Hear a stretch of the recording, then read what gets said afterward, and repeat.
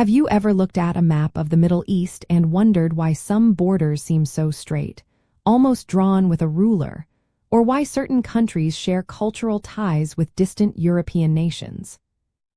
When we talk about the Middle East territories that formed French and British spheres of influence, we are primarily referring to the lands of the former Ottoman Empire, specifically the regions of what is now Syria, Lebanon, Iraq, Jordan, and Palestine. These divisions were formalized through the secret Sykes-Picot Agreement during the First World War. The core mechanism behind these divisions was the Sykes-Picot Agreement of 1916, a confidential understanding between the United Kingdom and France. This agreement was conceived during a critical period of World War I, as the Allied powers anticipated the collapse of the Ottoman Empire. The British and French diplomats, Mark Sykes and François-Georges Picot, carved up the Arab provinces into zones of direct and indirect control, essentially predetermining the future of vast territories without the consent of their inhabitants. This deal laid the groundwork for the modern Middle East as we know it today.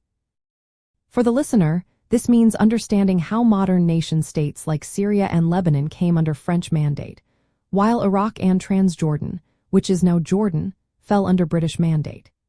Under these mandates, European powers often drew borders that disregarded existing ethnic, tribal, and religious communities, leading to long-term challenges in national identity and stability. The agreement also designated an international administration for Palestine, a decision that would have profound future implications. It is fascinating to note that the agreement was initially kept secret, a classic piece of wartime diplomacy, only to be exposed by the Bolsheviks after the Russian Revolution in 1917. This revelation caused considerable embarrassment for the Allies, especially as they had simultaneously been making promises of independence to Arab leaders in exchange for their support against the Ottomans. The Sykes-Picot Line, as it became known, fundamentally shaped the geopolitical landscape, introducing colonial administrative structures and fostering a legacy that continues to influence regional dynamics. Ultimately, understanding these historical divisions reveals that the map of the modern Middle East is not merely a product of organic development, but a deliberate construction born from great power politics.